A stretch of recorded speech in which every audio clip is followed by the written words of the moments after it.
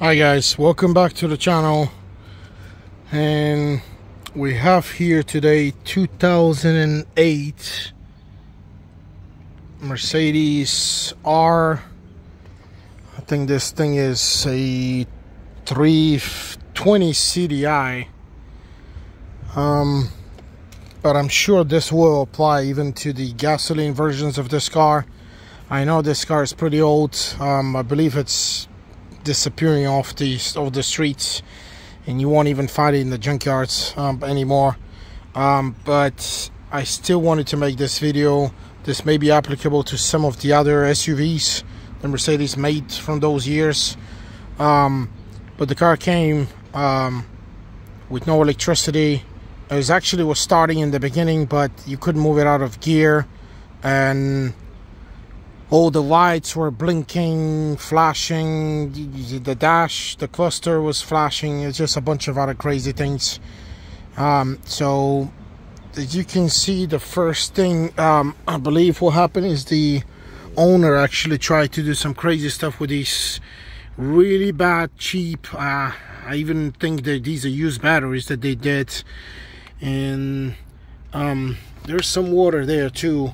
I don't know where that water came from on this side, but I have the front part of this passenger side open because the front SAM is right there. It's that black box right there. It's just attached to the wall actually, because I was trying to check if there's any problem there. But the main starting point for me was that I could not actually get a signal from the OBD to connect our scanner. And when I went to our program, AllData is what we use, and some other sources if we can't find stuff on AllData. But the schematic on Mercedes, which I'll show you in a second. So this is the diagram that I'm trying to show you, and basically this is how this network works. You have the computer scanner going to the OBD, and then the connection goes to this N93 Mercedes designation, which that is the actual right here, central gateway control unit. And central gateway, the signal goes from that point to the ECU, and it has communication to the cluster. Also, the central gateway in the bigger schematics that I investigated had the actual connections, a lot of wiring or connections, CAN communications to pretty much almost all the modules in the car, including the front SAM, the rear SAM, and a bunch of other ones. The EIS, which is the electronic ignition switch, which is the key, and the transmission also. So that way, all the symptoms of this car not having an OBD signal, didn't have the cluster signal. The car actually ran in the beginning, but we couldn't shut it off at some point. So all of these were pointing that actually I need to try to find that central gateway unit or module. And I checked the front SAM on that side, and there was nothing wrong with that front SAM. There's a couple modules on that side too that you can open. There's this plate here. It sits underneath, but these are the modules that you can check right here. And there was nothing wrong on this side. I believe there's some modules back there, they're on the right side too. Yeah, I also checked all of these fuses here, and also checked the fuses in the front right passenger side of the engine. Everything was fine. So at the end, looking for maybe a problem for the headlights, I was just trying to catch a direction that I can start. At the end, I ended up trying to find the central gateway because of that schematic that I just showed you. And when I opened this carpet here, it turned out that this is just covered with water. You're not gonna see it because it's consumed with water, and there was some water down there too. As you can see, it has some wetness there, and here my fingers are wet too now.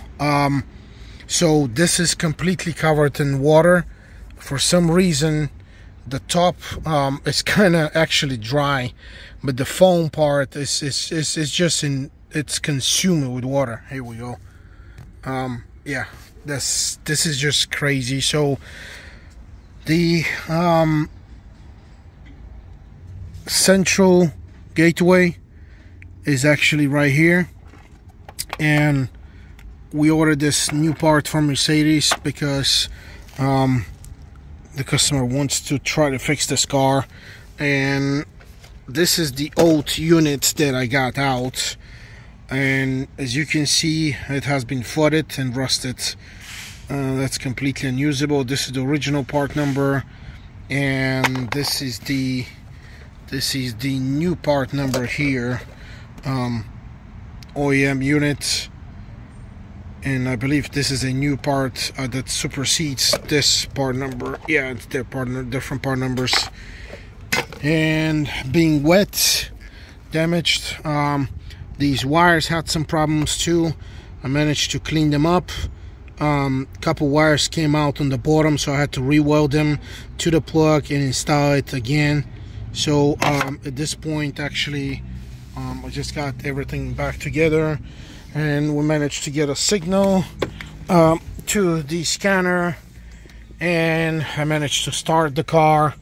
So this is the whole diagnostic on this car. Actually, at this point, I was told, I asked a couple people who know these cars, and they told me that sometimes even on the E-classes, there's a problem that condensation from the air conditioning actually flows down here, and it floods these two parts, I guess the passenger and driver side of these cars.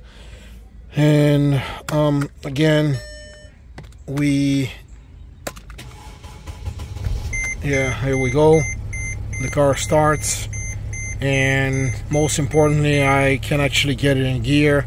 I have the battery light because I have jump boxes, and actually I have a charger jump box on the outside because these cars consume a lot of electricity, and we need to order a brand new battery for this car.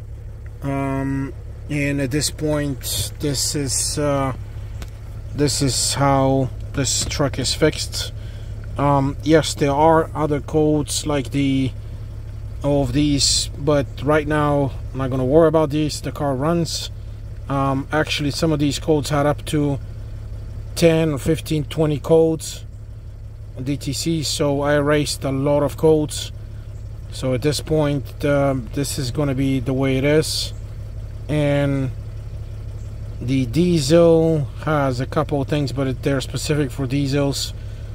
It has a EGR something positioner, I'm not worried about it. Then diesel particulate filter soot content is too high for regeneration, which means the catalytic converter is done.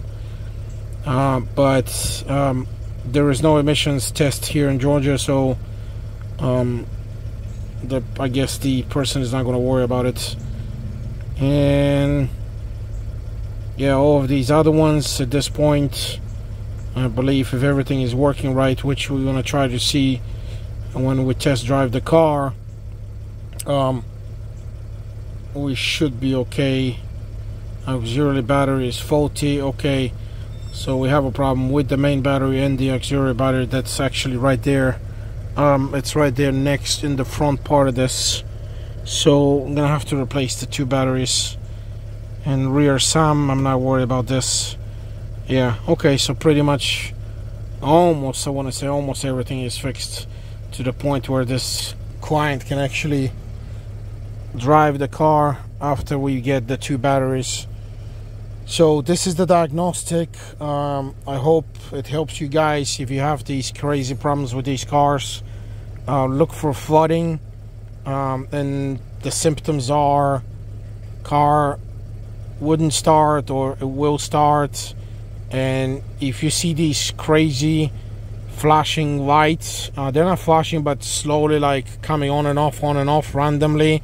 The fan would come on kind of at high speed also, and actually we couldn't get into gear. That was another crazy thing. And then at some point we couldn't even shut it off. But the main thing is try to look for, of course, the OBD connector there, the scanner. You can plug it up and see if you have a signal. If you don't have a signal on the OBD, then for sure you need to start with the central gateway, because that is what supplies the electricity and the connection to this OBD.